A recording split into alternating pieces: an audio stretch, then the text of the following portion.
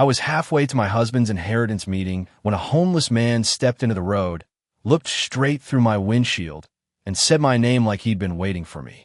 I hit the brakes harder than I meant to, my coffee spilling across the center console as my heart slammed against my ribs, and for a moment neither of us moved. Not me inside my car, not him standing there in a worn gray coat that had seen too many winters, his eyes steady in a way that didn't match the rest of him. And then he spoke again, quieter this time. "Margaret, don't go in there. They've already decided everything." I remember thinking how strange it was that he knew my name, how impossible it should have been because I had never seen this man before in my life. And yet there was something about the way he said it, not like a stranger guessing, but like someone who had said it 100 times before, someone who knew exactly who I was and what today meant. And I felt that first cold thread of unease wrap itself around my chest, tightening just enough to make it hard to breathe. My husband had been gone for 3 months, and in those 3 months, I had learned how quickly a home could go silent, how the sound of your own footsteps could echo in rooms that used to feel full, how people who once called every Sunday could suddenly become too busy to pick up the phone. And today was supposed to be the day everything was settled, the day his lawyer would read the final documents, the day I would finally understand what he had left behind for me after 42 years of marriage. And I had dressed carefully that morning, choosing the navy coat he always liked, fixing my hair the way he used to tease me about, telling myself that I would walk into that office with dignity, no matter how empty the house felt without him. But now there was this man standing in front of my car, saying things that didn't belong in the neat, orderly version of today I'd been holding on to, and I lowered the window just enough to speak, my voice steadier than I felt, asking him how he knew my name. And he didn't answer right away, just studied me with a look that felt almost like recognition, like he was confirming something he had been told long ago. And then he said, "You didn't trust them," not at the end, and my fingers tightened on the steering wheel because there was only one that could matter. Only one person whose trust could still reach into my life even after he was gone. And suddenly the road ahead didn't feel as certain as it had a few minutes before. The meeting didn't feel like a simple formality anymore. And for the first time since I'd gotten into the car that morning, I wondered if walking into that room would mean stepping into something I didn't yet understand. I kept my hands on the steering wheel a moment longer than necessary, feeling the faint vibration of the engine beneath my palms as if it might ground me in something real, something predictable, but nothing about that moment felt predictable anymore. And when I finally looked back at him, really looked this time, I noticed details I had missed before, the way his coat hung loosely on his frame, the scuffed shoes that had seen too many miles. But none of it matched his eyes, clear and focused, almost too aware, and that mismatch unsettled me more than anything he had said, because I had seen grief in people, confusion, even anger, but this was something else, something deliberate, and I found myself asking him what he meant, though part of me was not sure I wanted to hear the answer. Not when I'd spent the last 3 months trying to hold my life together with careful routines and quiet acceptance. Not when today was supposed to bring clarity, not more questions. He shifted his weight slightly, glancing down the empty street as if measuring time, and then back at me, lowering his voice in a way that made it feel like we were the only 2 people in the world. They'd changed things after he got sick, he said. And I felt that cold thread tighten again, sharper now because there had been moments, small ones, that I had pushed aside, moments that did not fit the version of events I had chosen to believe. Like the afternoon I had walked into the study and found Olivia quickly closing a folder she said was just paperwork for her. Daniel, or the time Daniel had gently suggested I let him handle the complicated stuff moving forward, his tone careful, almost rehearsed, as if he had practiced it beforehand. And I had nodded because that was easier than asking questions that might lead somewhere I was not ready to go. I swallowed, my throat dry, and asked him how he knew any of this, how he could possibly be connected to something as private as my husband's final arrangements. And for the first time, his expression shifted, not into uncertainty, but into something that looked almost like regret, as if he had hoped he would not have to explain. "I used to work for him," he said simply, and I felt my breath catch, because my husband had owned a small consulting firm for years, the kind where he knew every employee by name, where he talked about them at the dinner table as if they were part of the family. And yet I could not place this man among those memories, could not recall a single story or name that matched his face. And that absence itself felt like a warning, like a missing piece I should have noticed sooner. A car passed slowly behind him, the driver glancing curiously at the scene, and for a second I became aware of how it must look. An older woman stopped in the middle of a quiet suburban road, speaking to someone everyone else would probably ignore, someone they would assume had nothing to offer but inconvenience. And yet here I was, listening as if my entire future depended on his next words, because somehow, without fully understanding why, I felt that it did. He stepped back then, just enough to clear the path in front of my car, but he did not leave, did not disappear the way I half expected him to, and instead he reached into his coat pocket and pulled out something small, something I could not yet see clearly. Holding it between his fingers as he said, "If you go in there without this, you will walk out with nothing." And the certainty in his voice was not loud, not dramatic, but it was absolute, and I realized in that moment that whatever waited for me at that meeting was no longer something I could face the way I planned, not with quiet trust, not with simple acceptance, because now there was doubt, and doubt, once it settles in, has a way of changing everything. I did not reach for it right away, that small object held between his fingers, because something inside me resisted the final step of crossing from uncertainty into knowing, and I realized in that quiet, suspended moment that as long as I did not take it, I could still pretend that everything ahead of me would unfold the way I had planned, that I would walk into that office, sit beside my son, listen to the lawyer, and leave with whatever my husband had intended for me. But the moment I accepted whatever this man was offering, that version of the day would be gone, replaced by something far less certain, far less controlled. He did not rush me, did not step closer, just waited with a patience that felt practiced, as if he had stood in moments like this before, watching people decide whether they were ready to see what had been hidden from them. And I found myself studying his hand, the way he held the object carefully, not like something disposable, but like something that mattered, something that had weight beyond its size. Finally, I reached out, my fingers brushing against his as I took it, and for a second I felt how steady he was compared to the slight tremor in my own hand, a detail that unsettled me more than I expected, because it suggested that whatever he knew, he had already made peace with it, while I was only just beginning to understand that there was something to face.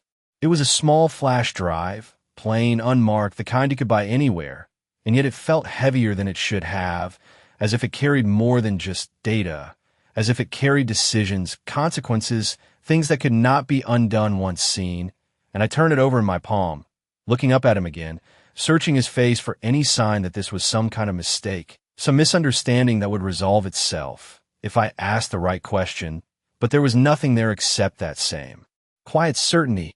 "Why are you giving this to me?" I asked, my voice lower now, not as steady as before, and he hesitated just long enough to make me realize that the answer mattered, that it was not something he said lightly, because he asked me to make sure you were not alone when it mattered, he said, and the words settled into me slowly, like something sinking beneath the surface of water, because my husband had always been the kind of man who planned ahead, who thought in contingencies, who believed that taking care of the people you loved meant preparing for things you hoped would never happen. And I felt a flicker of something I had not allowed myself to feel in weeks, not quite comfort, not quite relief, but something close to being seen, even now, even after he was gone. A horn sounded in the distance, breaking the stillness, and I glanced at the time on the dashboard, realizing that if I did not leave soon, I would be late, that the meeting would begin without me, that decisions might already be in motion whether I was there or not. And the thought of that, combined with the weight of the flash drive in my hand, created a kind of clarity I had not felt since before he died. A clarity that did not erase the fear or the doubt, but made them easier to carry, easier to act through. I closed my fingers around the drive and slipped into my coat pocket, the fabric pressing it close as if to remind me it was there. And when I looked back up, he had already stepped further away from the car, giving me space, giving me the choice to go forward or turn back. And I realized that whatever happened next would not be something I could approach with blind trust anymore. Not after this. Not after the quiet warning that had found me in the middle of an ordinary road. And as I slowly eased my foot off the brake and guided the car forward, I understood that I was no longer driving toward a simple meeting, but toward something that would reveal what my family had become in the silence I had tried so hard not to question. The rest of the drive felt longer than it should have, even though I knew every turn of that route, every stop sign, every familiar storefront that passed by my window, but nothing felt familiar anymore, not after the weight of that small flash drive settled into my coat. Pocket like a quiet reminder that something beneath the surface of my life had shifted, and I found myself noticing things I had ignored before, the way Daniel had not called me the night before to confirm the meeting, the way Olivia had sent a brief message instead, polite but distant, as if she were managing an obligation rather than including me in something that should have belonged to all of us. By the time I pulled into the parking lot of the law office, my hands had steadied, not because I felt calm, but because something inside me had adjusted, had begun to move from confusion into observation. And I sat there for a moment with the engine idling, looking at the building ahead of me, its clean glass windows reflecting the late morning light. Everything about it orderly, professional, trustworthy, the kind of place where decisions were supposed to be fair and clear, and yet the words I had heard earlier lingered in the back of my mind, not loud, not urgent, just present in a way that would not fade. I turned off the engine and stepped out of the car, smoothing my coat with a habit I had carried for years, a small gesture of composure that felt almost automatic. And as I walked toward the entrance, I noticed Daniel's car already parked near the front, along with Olivia's, positioned neatly beside it, as if they had arrived together, as if whatever needed to be discussed had already begun without me. And that thought did not sting the way it might have before. Instead, it settled into place. As another detail to remember, inside, the air was cool and still, the quiet hum of an office that handled serious matters with quiet voices and closed doors, and a receptionist greeted me with a polite smile that did not quite reach her eyes, asking me to have a seat as she informed them I had arrived, and I nodded, taking a chair near the wall, placing my handbag carefully beside me, my fingers brushing briefly against the outline of the flash drive through the fabric of my coat, a small, grounding presence that kept me from slipping back into the version of myself that would have walked in here without question. From where I sat, I could see the hallway leading to the conference rooms, and after a moment, Daniel appeared at the far end, his posture straight, his expression composed in a way that felt practiced rather than natural. And when he saw me, he smiled, but it was the kind of smile that arrived a fraction of a second too late, as if it had been placed there rather than felt. "Mom, you made it," he said, his voice warm but measured. And I stood, returning the smile with one of my own, equally measured, equally controlled, noticing how he did not step forward to embrace me the way he used to, how he kept a comfortable distance, as if we were two people meeting for a formal appointment rather than mother and son preparing to hear the final wishes of someone we both loved. Olivia stepped into view behind him, her expression polished, her tone gentle as she greeted me, asking if the drive over had been smooth, and I answered simply that it had, because there was no need to offer more, no need to fill the silence with details that no longer felt relevant. And as we walked together toward the conference room, I realized that whatever had been decided, whatever arrangements they believed were already in place, I was no longer walking into it unaware, and that small shift, quiet as it was, changed the way I held myself, the way I listened, the way I prepared for what was about to unfold. The conference room was exactly as I remembered from years ago when my husband first set up his business affairs. A long polished table, high-backed chairs, a large window that let in just enough daylight to make everything feel open and honest. And yet as I took my seat across from Daniel and Olivia, that sense of honesty felt like something carefully staged rather than something real, like a photograph arranged to look natural but composed down to the smallest detail. And I placed my handbag beside my chair, keeping my coat on despite the warmth of the room, the flash drive still resting in the pocket like a quiet presence I had not yet decided how to use.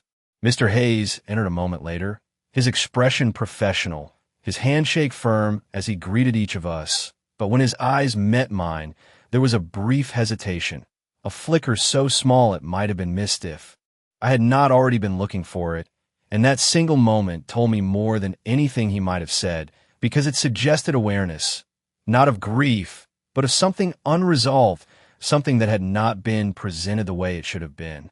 We all sat, the air settling into a kind of formal stillness, and Mr. Hayes began to speak, his voice measured as he outlined the purpose of the meeting, the reading of final documents, the distribution of assets, words I had heard before in different forms, words that were meant to bring closure.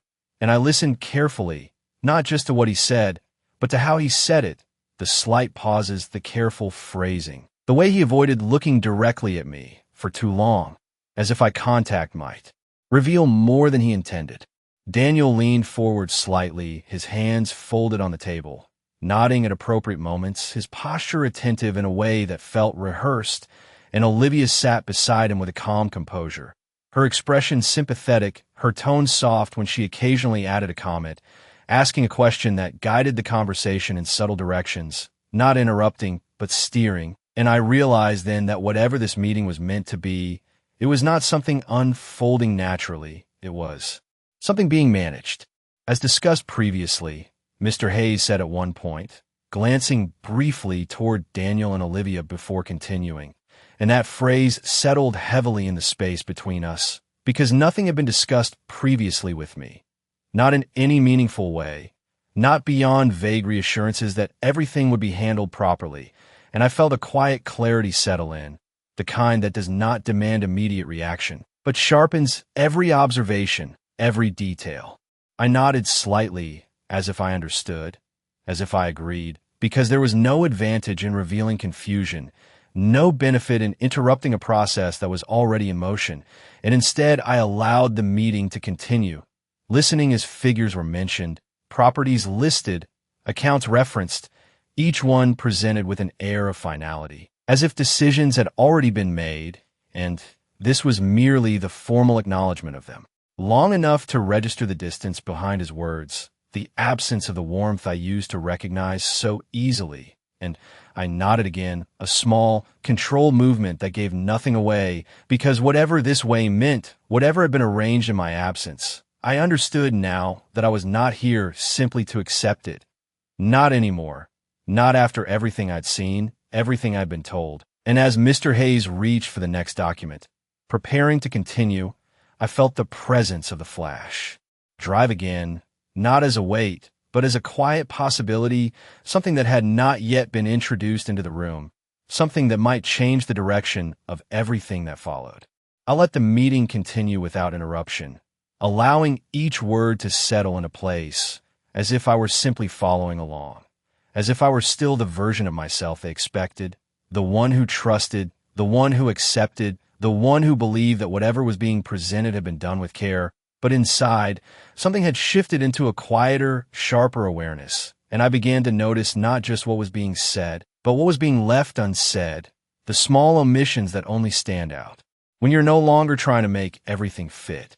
Mr. Hayes adjusted the documents in front of him, clearing his throat slightly before continuing, his tone steady as he explained how certain assets had been restructured for efficiency, a phrase that sounded polished, reasonable even, but vague enough to conceal more than it revealed, and I saw Olivia's eyes flick briefly toward Daniel, a silent exchange that lasted less than a second, but long enough for me to recognize it for what it was, a confirmation, not a question.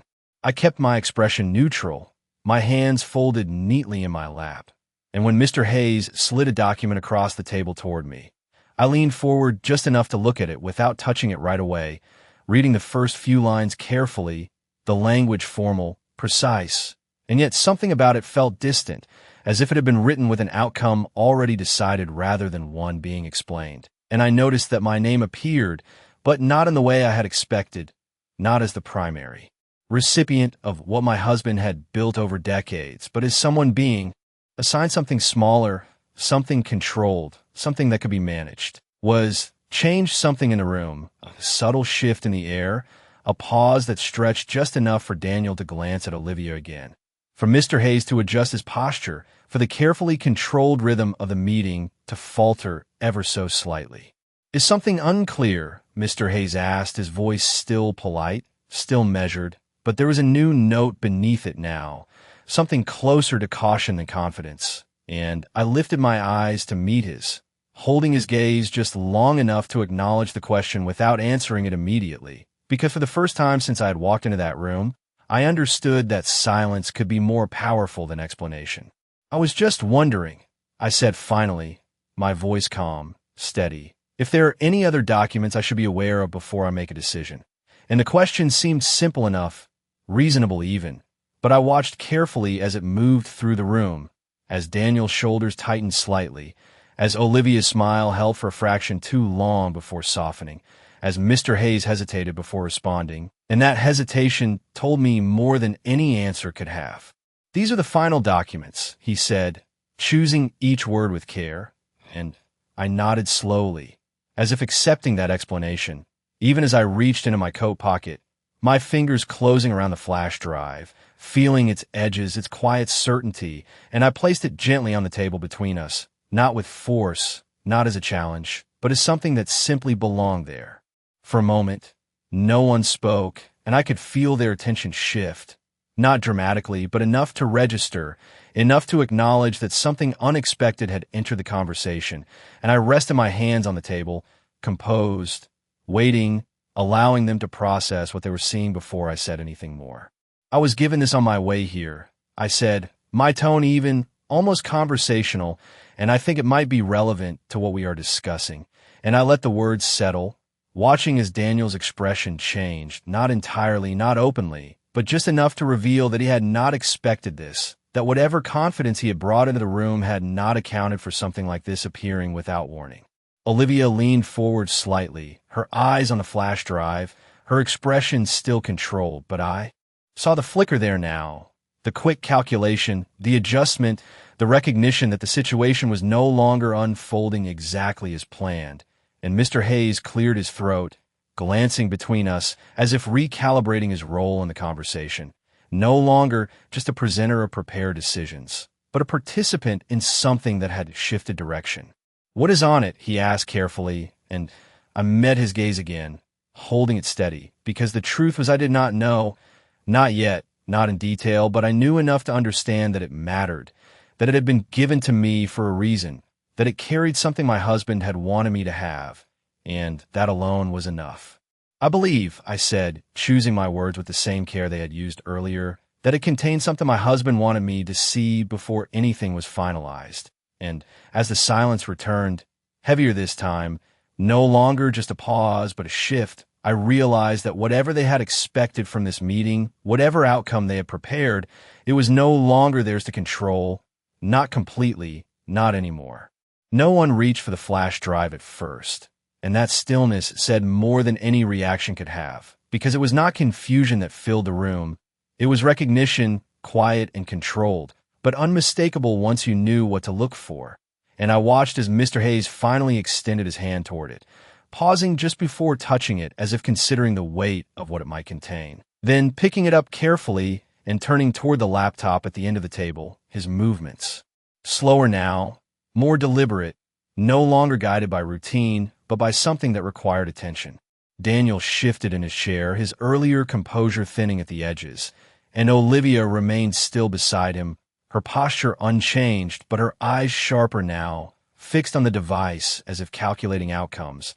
And I sat quietly, my hands folded, my breathing steady, because whatever happened next was not something I needed to control, only something I needed to witness. The screen flickered to life as Mr. Hayes inserted the drive, the room dimming slightly in the reflected light. And for a brief moment, there was nothing, just the faint hum of the machine and the quiet presence of three people waiting for something they could not yet see. And then a single file appeared, unnamed, unadorned, and Mr. Hayes hesitated again before opening it, glancing once more in my direction as if asking permission without speaking, and I gave a small nod, a simple acknowledgement that this was why we were here now.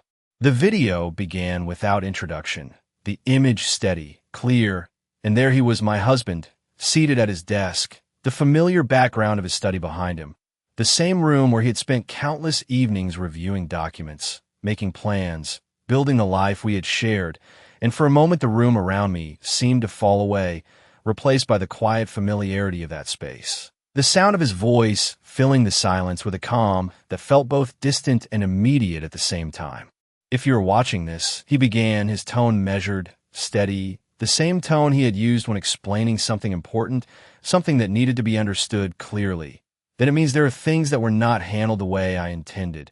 And I felt the air shift again, not dramatically, but enough to draw every eye to the screen, to anchor every thought to the words that followed. He spoke carefully, not with accusation, not with anger, but with a clarity that came from knowing something had already been set in motion, something he could not stop directly. And as he continued, describing concerns, outlining decisions he had made to protect certain assets, to ensure that what we had built together would not be redirected without my knowledge, I saw Daniel's gaze drop briefly, his focus shifting away from the screen, and Olivia's expression tighten just enough to register, before settling again into composure. The video did not rush, did not dramatize. It simply revealed, piece by piece, a version of events that had not been shared with me, decisions that had been anticipated, contingencies that had been prepared, and, as my husband's voice continued, calm and steady, I understood that this was not just a message. It was a safeguard, something he had left behind not out of suspicion alone, but out of certainty. And when the video ended, the silence that followed was different from before, no longer controlled, no longer comfortable, but filled with the quiet weight of something that could not be undone. And I remained where I was, composed, not needing to say anything, because the truth, once placed in the center of the room, had already begun to speak for itself. The silence that followed did not break immediately. It lingered in the room like something settling into place, something that could not be pushed aside or explained away with careful words, and I watched as Mr. Hayes slowly removed his hand from the laptop, his expression no longer neutral, no longer distant, but thoughtful in a way that suggested he was reassessing everything he had just presented, and perhaps everything he had been told before this meeting even began. Daniel was the first to move, though even that movement was small, a shift in his chair, his hands coming together as if to steady himself. And when he finally spoke, his voice was softer than before, less certain. "Mom, I did not know about that," he said, and I looked at him, really looked this time, not as the boy I had raised, not as the man I had trusted without question, but as someone sitting across from me in a room where truth had just been placed between us, and I let his words settle, without immediately responding, because I had learned by now that the first explanation is not always the complete one. Olivia did not speak right away, her composure still intact, but there was a change there too, subtle, but visible if you were no longer trying to believe the best version of someone, her posture slightly more rigid, her gaze no longer soft but focused, and when she finally did speak, her tone was controlled, careful. "There must be some misunderstanding," she said, and the words sounded familiar, practiced even, the kind of phrase that is used to delay, to redirect, to create space where there might not be any. I turned my attention back to Mr. Hayes, who was now looking down at the documents in front of him, as if seeing them for the first time, and after a moment he cleared his throat, adjusting the papers before speaking again, but his voice had changed, no longer carrying the same quiet authority it had earlier. "It appears," he began, choosing each word with precision, "that there may be additional materials that were not included in the file I was provided." And that sentence, simple as it was, shifted the entire foundation of the meeting, because it acknowledged what had been implied but not yet stated, that something had been incomplete, that something had been omitted. I rested my hands calmly on the table, not interrupting, not pressing, because there was no need to force what was already unfolding, and instead I allowed the room to move at its own pace, to catch up with the truth that had been introduced. Daniel leaned forward again, his earlier confidence replaced now with something closer to uncertainty, asking Mr. Hayes what that meant for the documents we had just reviewed, and the lawyer paused before answering, glancing briefly at me before returning his attention to Daniel. "It means," he said carefully, "that we cannot proceed with any final decisions until all relevant materials have been reviewed and verified." And I felt a quiet sense of clarity settle in, not satisfaction, not relief, but something steadier, something grounded in the simple fact that the outcome they had prepared was no longer certain. Olivia exhaled slowly, her fingers resting lightly on the edge of the table. And for the first time since I had known her, I saw something that was not entirely composed, not entirely controlled, just a brief flicker of something unplanned. And then it was gone, replaced again by that familiar calm. But I had already seen enough. I reached forward then, not to take the document, not to sign anything, but simply to move the flash drive slightly closer to the center of the table, a small, deliberate gesture that did not demand attention but quietly claimed space. And as I did, I understood that whatever came next would not be decided in a single meeting, not in a single moment, but the direction had already changed. And for the first time since my husband had passed, I was no longer sitting in the dark about what had been happening around me. No one tried to resume the meeting the way it had been before, because that version of it no longer existed, and I could see it in the way Mr. Hayes gathered the documents in front of him, no longer presenting them as final, but as something provisional, something that needed to be reconsidered, and that shift, quiet as it was, changed the balance of the room completely. "I will need to review this material in full," he said, gesturing slightly toward the laptop and the flash drive, and compare it against the documents I was provided before making any further recommendations. And his tone, while still professional, now carried a different weight, one that acknowledged responsibility rather than simply procedure. Daniel leaned back in his chair, his earlier certainty replaced by something more unsettled, his eyes moving briefly toward Olivia, as if searching for reassurance that was no longer as easy to find. And when he spoke again, his voice was careful, measured. "There has to be an explanation for this," he said, not quite looking at me, not quite looking at anyone directly. And I noticed how the words seemed to float in the air without landing anywhere solid, as if even he was not fully convinced by them.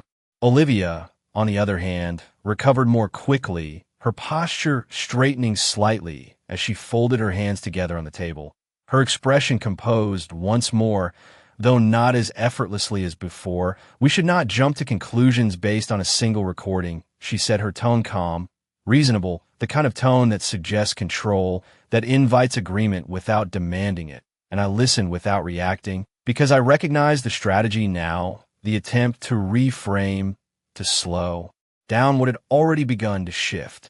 I turned my attention back to Mr. Hayes, who was now making notes, his pen moving steadily across the page, and I realized that the authority in the room had changed, not entirely, but enough to matter, because he was no longer relying solely on what had been given to him by others.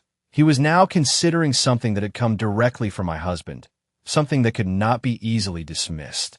"What happens next?" Daniel asked, his voice quieter now, and Mr. Hayes paused before answering, setting his pen down as he looked at each of us in turn.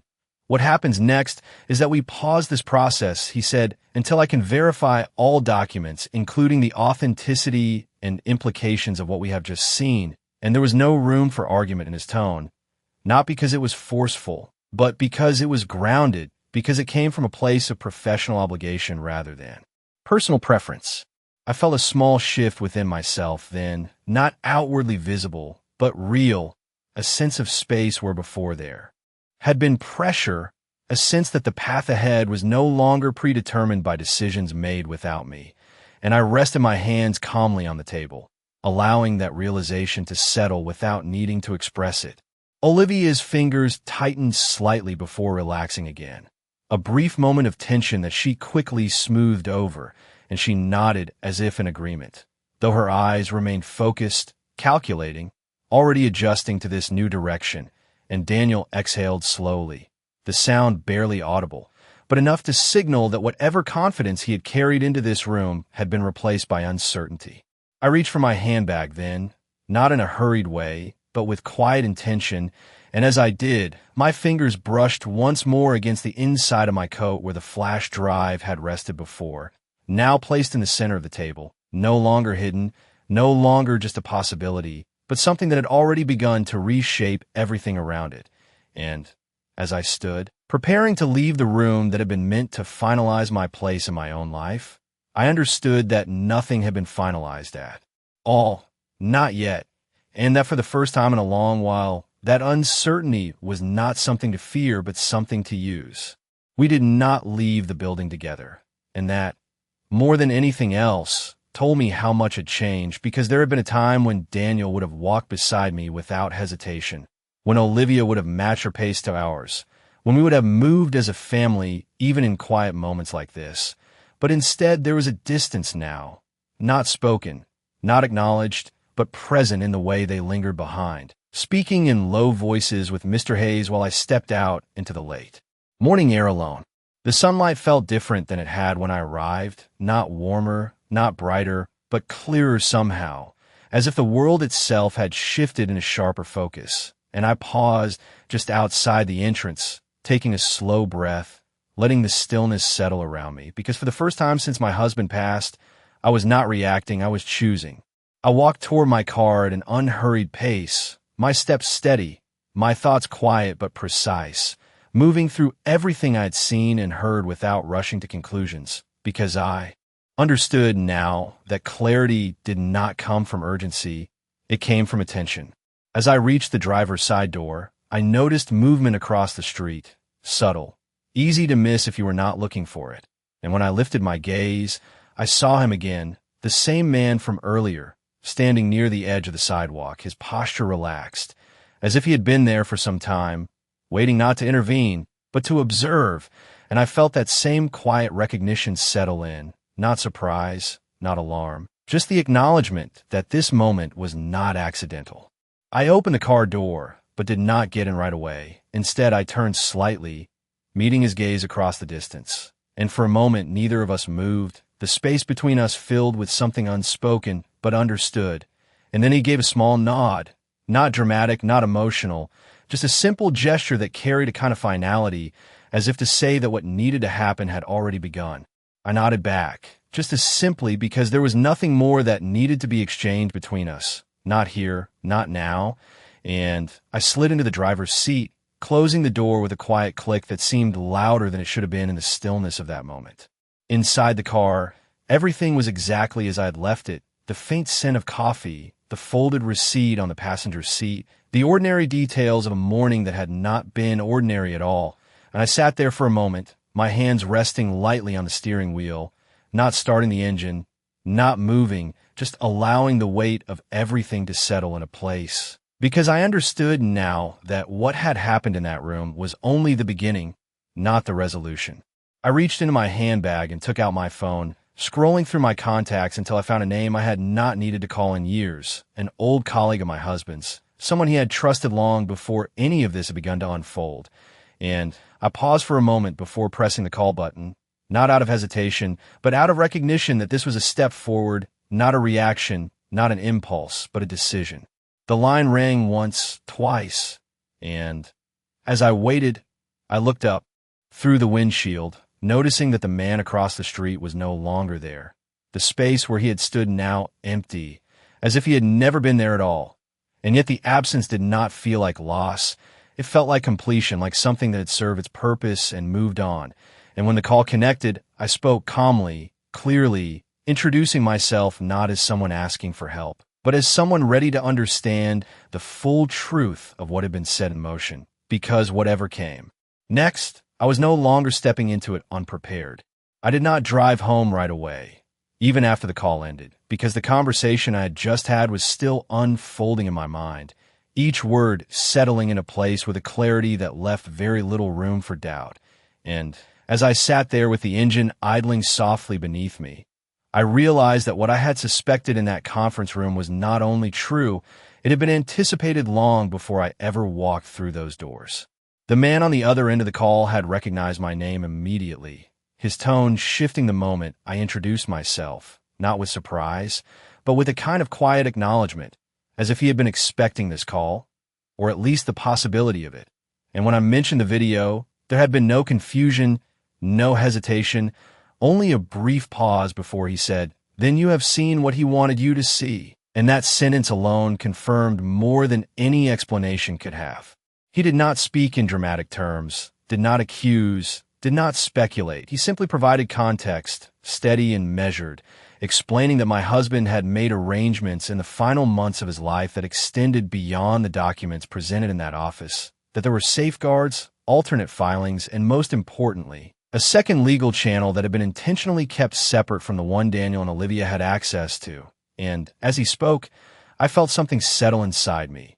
Not anger, not even betrayal, but a kind of grounded awareness that what had happened was not sudden, not impulsive, but structured, planned, something that had unfolded quietly while I had been choosing not to look too closely. I thanked him without emotion, not because I did not feel anything, but because what I felt did not need to be expressed in that moment. And when the call ended, I placed the phone back into my bag with the same careful movement I had used earlier, deliberate, controlled, and I finally started the engine, guiding the car out of the parking lot and onto the road without looking back at the building. The drive felt different now. Not heavy, not uncertain, but precise, each turn taken with intention. Each mile carrying me not away from something, but toward a clearer understanding of what needed to be done next. And I found myself noticing details again. The same streets, the same houses, but without the quiet distraction of doubt that had followed me earlier. Because now I knew that the version of events presented to me had been incomplete, and more importantly, that I had the means to correct it. When I arrived home, I did not go inside immediately. Instead, I sat in the driveway for a moment, looking at the house that had once felt like the center of everything, the place where decisions were shared, where trust was assumed, and I realized that while the walls had not changed, my understanding of what had taken place within them had, and that understanding carried with it a kind of quiet authority, not loud, not confrontational, but steady. I stepped out of the car and walked to the front door, unlocking it with the same key I had used for decades, and as I entered, the silence that greeted me no longer felt empty. It felt calm, as if it was waiting not for someone to fill it, but for me to decide what would come next. And I knew then that whatever actions followed would not be reactive, would not be driven by emotion, but by clarity, because the truth, once seen, does not demand noise, it demands precision. The house did not feel the same that evening. Not because anything had physically changed, but because I was no longer moving through it with the same quiet assumptions I carried for years. And as I walked from room to room, I noticed how much of my life had been built on trust that had never been questioned, on conversations that had seemed complete, but had left out just enough to matter. And yet instead of feeling overwhelmed by that realization, I felt something steadier take its place, something that did not need to rush or react, something that simply observed and decided. I made a cup of tea the way I always had, measuring the water, waiting for it to boil, placing the cup carefully on the same spot at the kitchen table where I had sat so many mornings before. But this time the silence around me was not heavy. It was clear, as if it was allowing space for something new to take shape, and I sat down slowly, wrapping my hands around the warmth of the cup, letting the moment settle without filling it with unnecessary thoughts. I thought about Daniel, about the way he had looked at me in that room, the hesitation, the uncertainty, the distance that had not always been there, and I did not try to rewrite it into something softer, something easier to accept, because I understood now that clarity required honesty, not comfort, and whatever his role had been in all of this, whether shaped by influence or choice, it was something he would have to face in his own time, not something I needed to resolve for him. I thought about Olivia, about the quiet control she had carried into that meeting, the careful way she had guided conversations, the confidence that had only faltered for a moment before returning, and I recognized it now not as strength, but as strategy, something deliberate, something practiced, and once seen, it no longer held the same power it once had.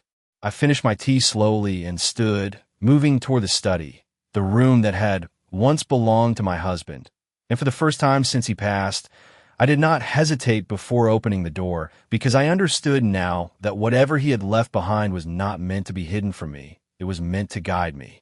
I stepped inside and looked around, the desk still in place, the shelves lined with files, everything appearing as it always had.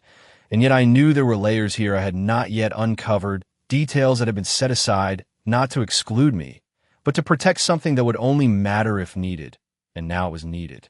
I walked to the desk and rested my hand on its surface, feeling the familiar grain of the wood beneath my fingers, grounding, steady, and I allowed myself one small moment of stillness, not to dwell in the past, but to acknowledge it, to recognize the life we had built together, the trust that had existed, the care that had been present even in the final decisions he had made. Then I straightened, not with urgency, not with emotion, but with quiet intention, because whatever came next would not be about proving anything to anyone else. It would be about ensuring that what was meant to remain mine, what was meant to be protected, was handled with the same clarity and precision he had always valued. And as I turned off the light and stepped back into the hallway, I understood something I had not fully grasped before, that I had not lost my place in my own life. I had simply been standing in the wrong version of it. And now, finally, I was exactly where I needed to be.